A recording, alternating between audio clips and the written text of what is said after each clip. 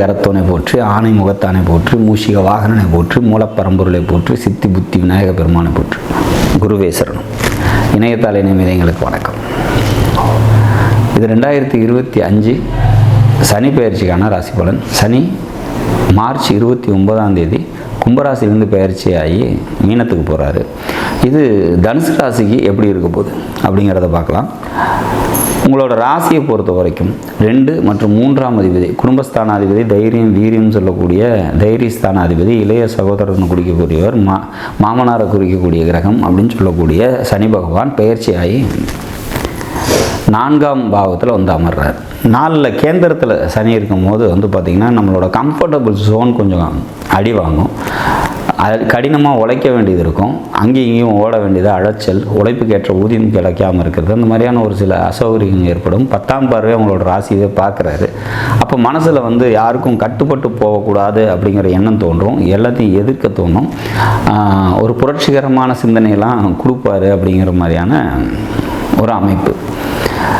வேலைக்கு போயிட்டு இருக்கவங்களுக்கு வேலையில் சிக்கல் ஏற்படுறதுக்கு வாய்ப்பு உண்டு. தாய் வழி சொந்தங்கள்கிட்ட மனக்கசப்பு ஏற்படுறதுக்கான வாய்ப்புகள் உண்டு. சொந்த தொழில் செஞ்சிட்டு இருக்கவங்களுக்கு தொழிலில் கூடுதல் கவனத்தோடு இருந்துக்கணும் அப்படிங்கிற மாதிரியான ஒரு அமைப்பு. இப்போ 4ஆம் வீட்டில் கேந்திர ஸ்தானத்தில் சனி இருக்கும்போது இது நற்பலன்களை தரத்துக்கு வாய்ப்பு இல்லை அப்படிங்கிறத நம்ம புரிஞ்சுக்கணும். ஆனால் இது எல்லாருக்குமே இப்படி தான்ப்பா இருக்குமா, தனுசு ராசியில் பிறந்த அத்தனை பேர்த்துக்குமே இதுதான் நடக்க போதா அப்படின்னா அப்படி இல்லை. அங்கே உங்களோட ஜனனகால ஜாதகத்தில் சப்போஸ் ஒரு 1988 பிறந்திருக்கீங்க அப்படின்னா 4ஆம் சொந்த வீட்டில் ஆட்சி நிலையில் இருப்பாங்க. அப்போ அந்த ஆட்சி பெற்ற குரு மேலே சனி ட்ராவல் ஆகக்கூடிய டைம் வந்து பார்த்திங்கன்னா பல நன்மைகளை தரும். சப்போஸ் பங்குனி மாதத்தில் பிறந்திருக்கீங்க, அங்கே சுக்கிரன் இருக்கார் அப்படின்னா இந்த சனியோட தாக்கம் கம்மியாக இருக்கும் அப்படிங்கிறது புரிஞ்சுக்கணும்.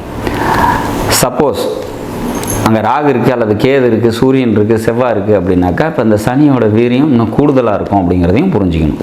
அப்போ நன்மைகள் தரக்கூடிய விதத்தில் உங்களோட ஜனனகால ஜாதகம் இருக்குது அப்படின்னா உங்களுக்கு கடுமையான பலன்கள் இல்லாமல் நற்பலன்கள் நடக்கும் அப்படிங்கிறதுல மாற்று கருத்து இல்லை.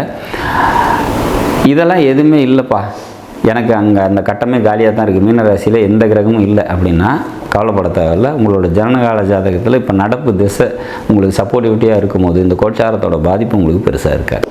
அப்போ இதுக்கு விதி அப்படிங்கிறது எவ்வளவு கடினமானதோ அதே போல் விதி விலக்குங்கிறது ஏராளமாக இருக்கும் அப்படிங்கிறத நம்ம புரிஞ்சுக்கணும் அப்படிங்கிறதுக்காக தான் அதை சொல்கிறோம்.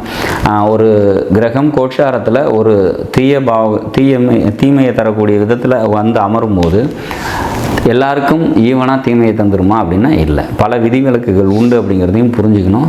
இங்கே 4ஆம் வீட்டில் சனி வந்து நின்று நன்மைகளையும் தரதுக்கு வாய்ப்புகள் உண்டு அப்படிங்கிற மாதிரியான ஒரு அமைப்பு. இந்த சனி வந்து பார்த்திங்கனாக்கா அப்படியே பெரிய தீமைகளை செஞ்சாலும் ஒரு வருஷத்துக்கு மட்டும்தான் செய்ய முடியும், அடுத்த ஒரு வருஷம் நிச்சயமாக செய்ய முடியாது. ஏன் அப்படின்னா இந்த வீட்டின் அதிபதியான குரு பகவான் அவரோட வீட்டையே அவரே பார்ப்பார். அதாவது 2026 குரு பயிற்சியில் கடகத்துக்கு வரக்கூடிய குரு பகவான் உச்சம் பெற்ற நிலையிலிருந்து தனது 9ஆம் பாகிஸ்தான பார்வையை அங்கே செலுத்தும் போது இந்த சனி மேற்கொண்டு நன்மைகளை தந்தே தீரும் அப்படிங்கிற மாதிரியான ஒரு அமைப்பு. ஸோ மொத்தத்தில் இந்த சனி பயிற்சி வந்து பார்த்திங்கனாக்கா எப்படி பார்த்தாலும் நன்மைகளை தரக்கூடிய விதத்தில் மாறும் அப்படிங்கிற மாதிரியான ஒரு அமைப்பு.